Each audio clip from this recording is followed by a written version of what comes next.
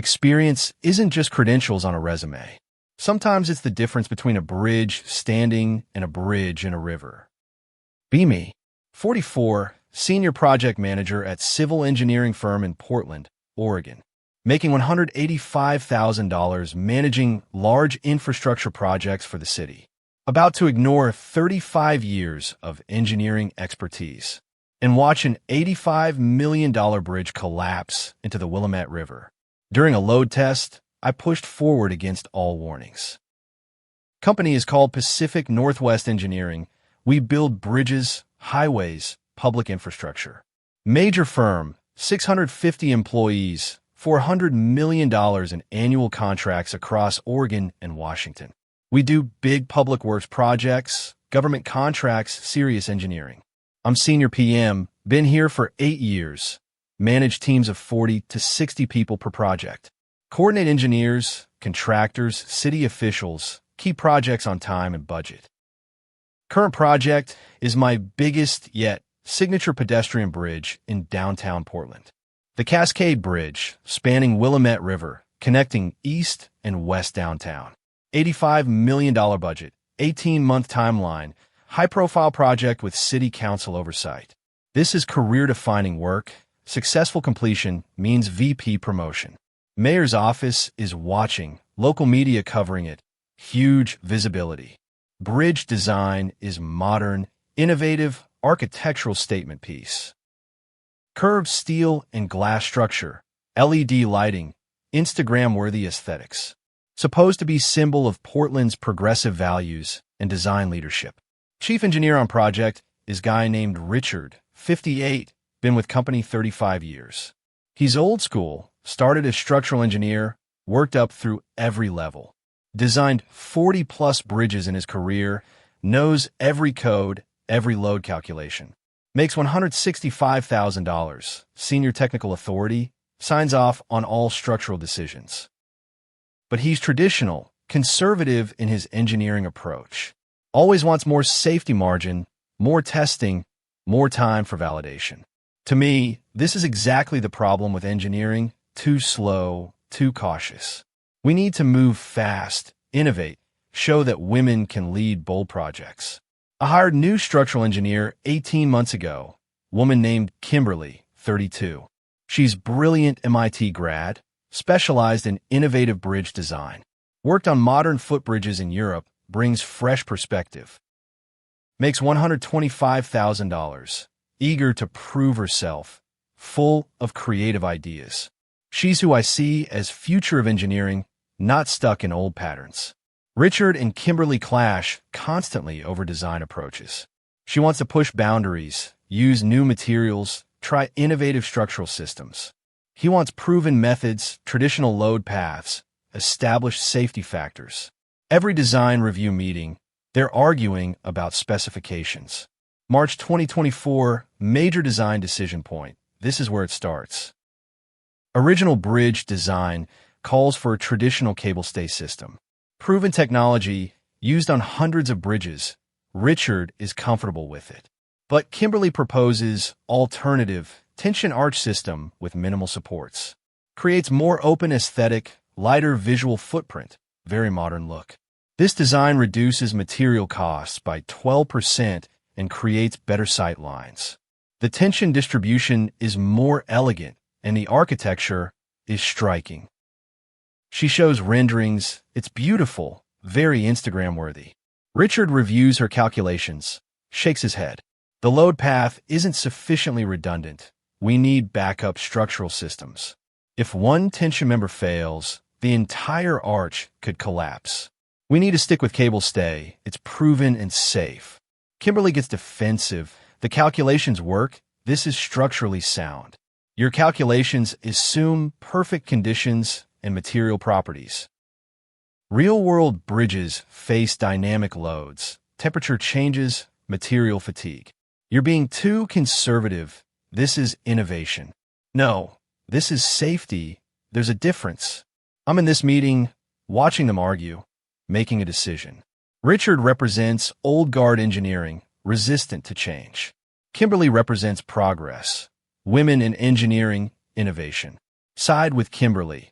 We're going with the tension arch design. Richard objects. I can't sign off on this without additional safety analysis. Then Kimberly will be lead structural engineer. She can sign off. He's shocked. She doesn't have the PE license authority for a project this size. She's working on her license. She'll have it in 6 months. The bridge will be under construction by then. Who signs the initial plans? I'll find an outside engineer to review and stamp them. Richard is angry now. You're sidelining me because I won't approve unsafe design. I'm moving forward with the best design for the project. Over next month, bring an outside structural engineer to review Kimberly's design.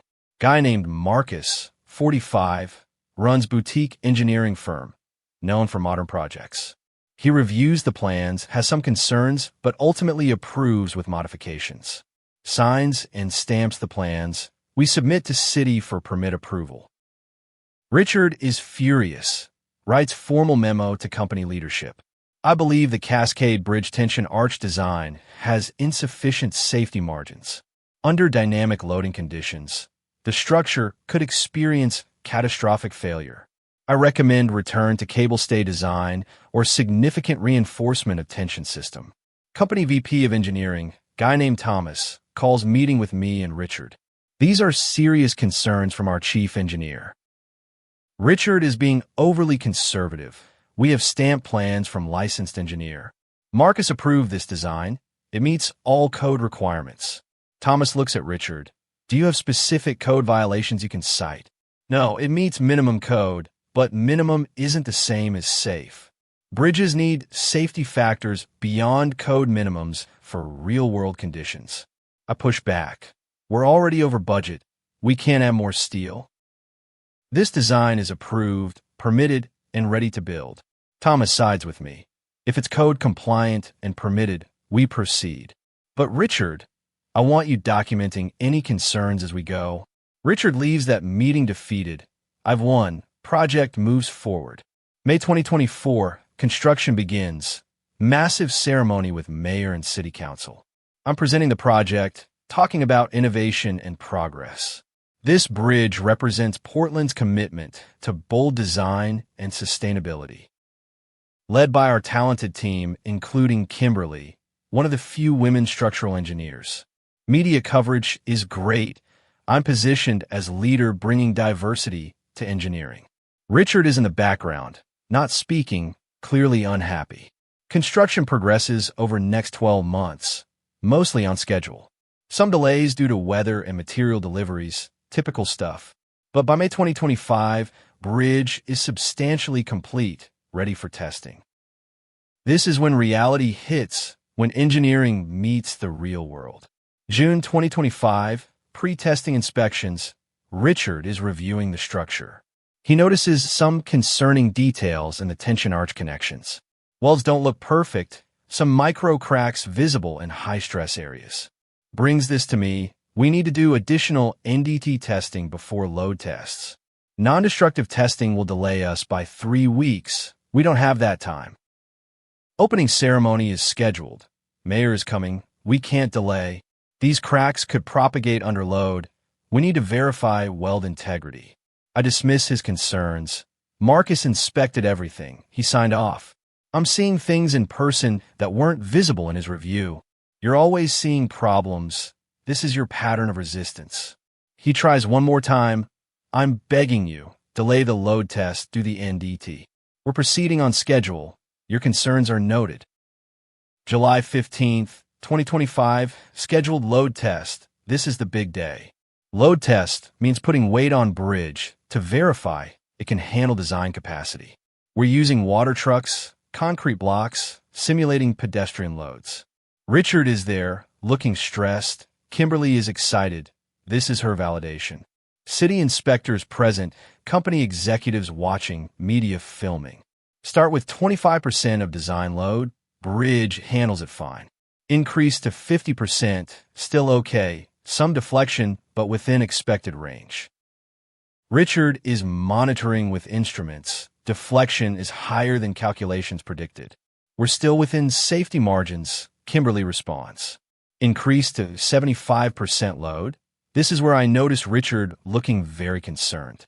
He's checking his instruments, doing calculations on tablet. Comes to me, we need to stop. Deflection is exceeding safe limits. The tension arch is deforming more than the design anticipated. We're at 75%. We need to test to 100%. That's the point of load test. Not if the structure is showing signs of distress. I make the decision, continue to 100%. We need complete test data. Richard walks away, goes to his truck. I think he's giving up. Actually, he's calling Thomas, the VP, trying to stop this.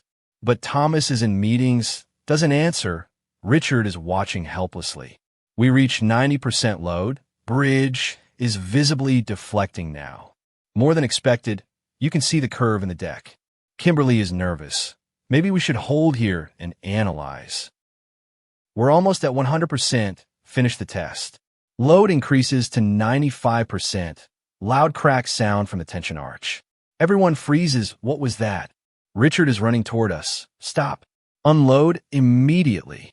Before anyone can react, another crack, louder.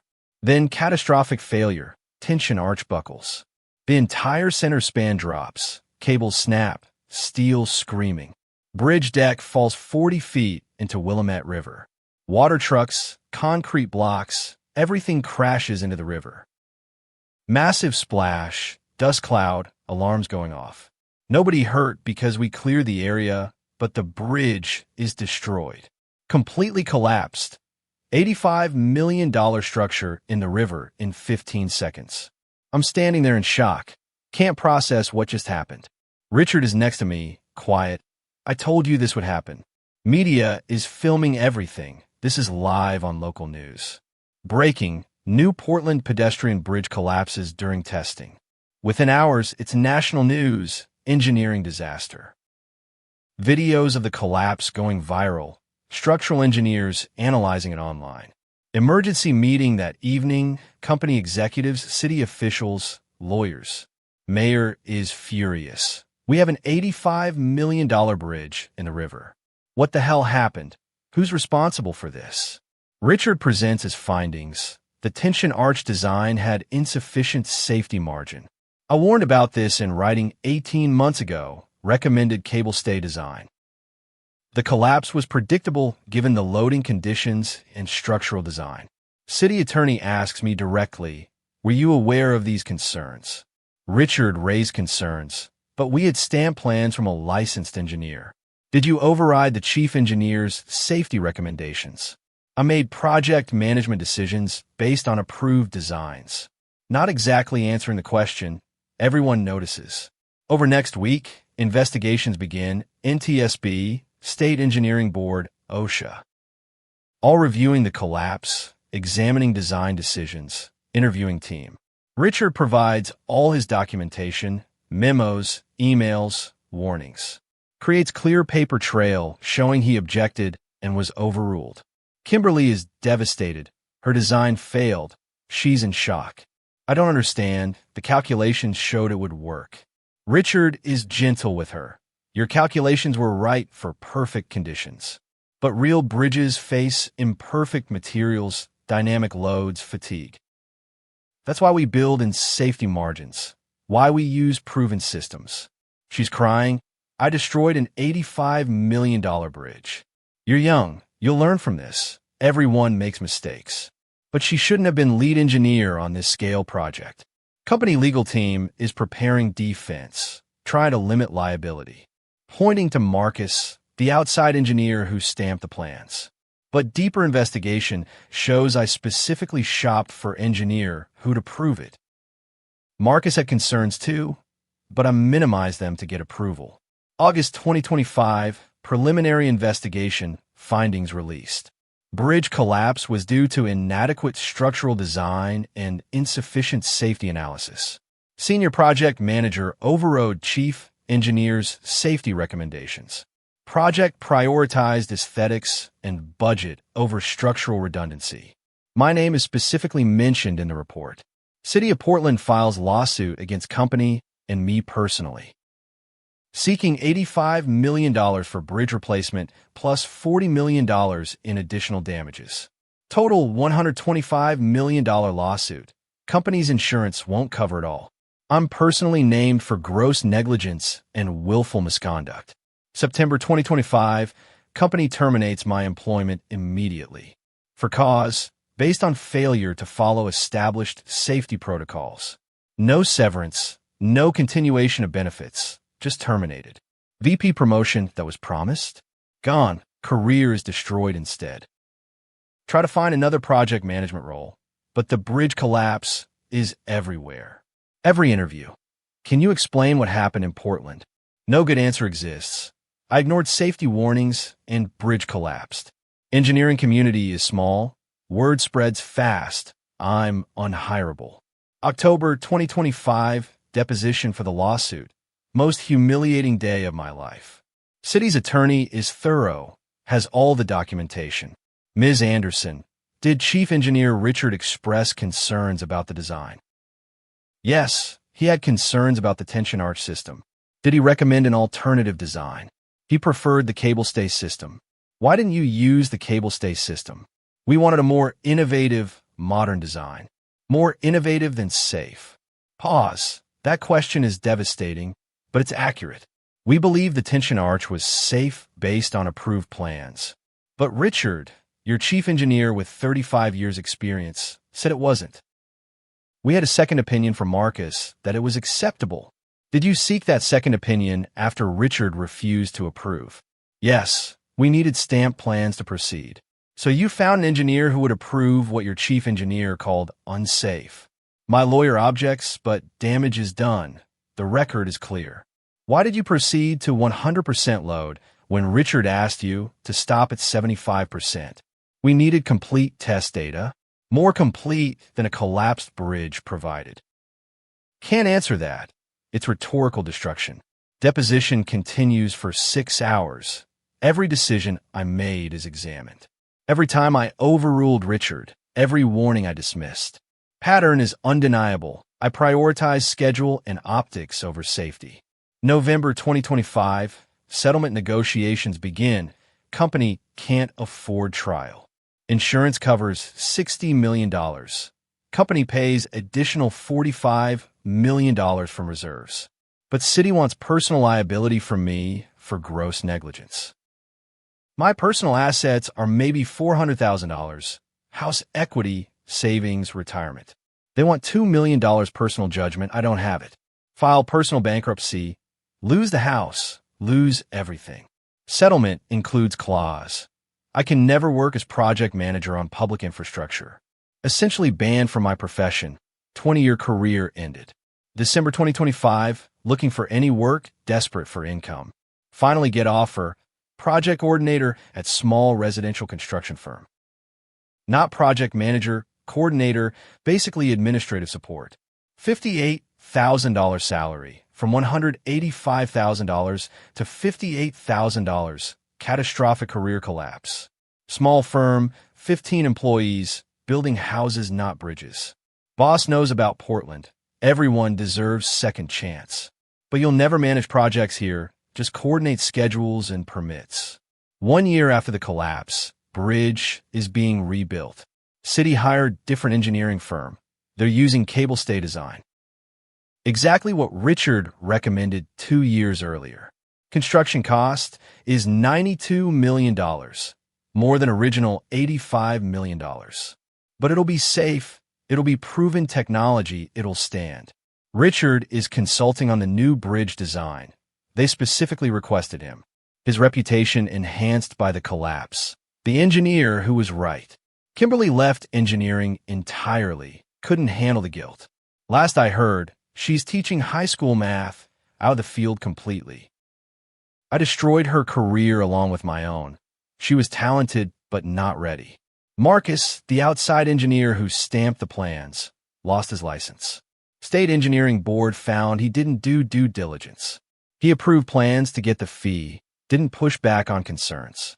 His firm closed. He's working as unlicensed consultant now. We all paid for that collapse. Everyone involved suffered. But I'm the one who made it happen. I'm the one who pushed it forward. 2 years after collapse, I'm 46, still coordinating a construction firm. making $62,000, living in small apartment, taking the bus to work. Lost my house, my career, my professional reputation. Blacklisted from civil engineering. Can't get PM roles anywhere. See article in Engineering News Record about the collapse. Case study. How ignoring expert advice led to Portland Bridge failure. It's required reading in engineering ethics courses now. My decisions are analyzed as cautionary tale for future engineers. Project manager prioritized schedule and innovation over safety. Overruled experienced chief engineers' concerns repeatedly. Result was catastrophic structural failure and $125 million in damages. Article includes Richard's perspective. He's quoted extensively. I understood the pressure to innovate and deliver on budget. But bridges have to stand up first, before they can be beautiful. Safety isn't conservative. It's foundational to everything we do. He's now teaching structural engineering at Portland State. Guest lectures about the importance of professional responsibility. Uses the Cascade Bridge as example of what happens when it fails. 3 years later, run into him at coffee shop near PSU campus. He sees me. I see him. Brutal moment of mutual recognition. He could ignore me, walk past, pretend not to notice. Instead, he comes over. How are you doing? I'm okay. Working in residential construction, coordinating. I heard. I'm glad you found something. Awkward silence. I need to say it. You were right about everything. I should have listened. I know you were. The investigation made that clear. I destroyed my career. Kimberly's career, cost the city $125 million. All because I wouldn't listen to you. He's quiet, not gloating, not angry, just sad. Why didn't you listen? What was driving those decisions? Honest answer, the one I've had 3 years to figure out. I thought you represented old guard resistance to progress. I wanted to prove women could lead innovative engineering projects. I wanted the bridge to be symbol of modern design and bold thinking. My voice cracks, and I thought your concerns were about control, not safety. I thought you were threatened by Kimberly because she was young and female. Instead of accepting you had 35 years of experience, I should have trusted. Richard nods slowly. A lot of project managers make that mistake.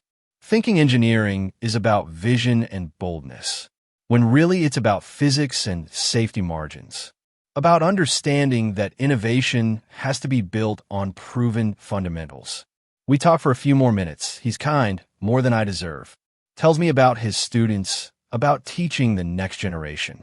I tell them about the Cascade Bridge every semester. Not to shame you, but to show them what happens when project management overrides engineering judgment. He leaves. I sit with my coffee, thinking about choices. About the day, I sided with Kimberly over Richard. Not because her design was better, but because it was newer. Because she was a woman, and I wanted to champion women in engineering. Because Richard was old school, and I thought that meant obsolete. But old school meant experienced, meant knowledgeable, meant right. And new meant innovative, but also untested, risky, unsafe. 4 years after the collapse, I'm 48, still coordinating. Making $68,000 now, small raises but nowhere near PM level. Will never manage infrastructure projects again, legally prohibited. The new Cascade Bridge opened last month, cable stay design. Beautiful in its own way, strong, safe, will stand for 100 years. Everything the tension arch wasn't, everything Richard knew it should be. Opening ceremony was huge. Mayor spoke, Richard was honored.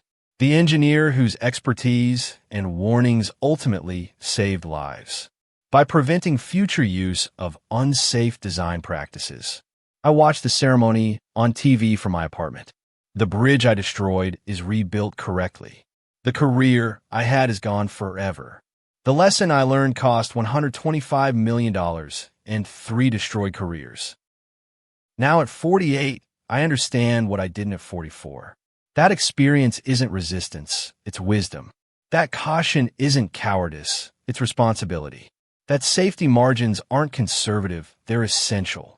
That when an engineer with 35 years says something is unsafe, you don't find someone else who will say it's okay. You listen, you learn, you defer to expertise.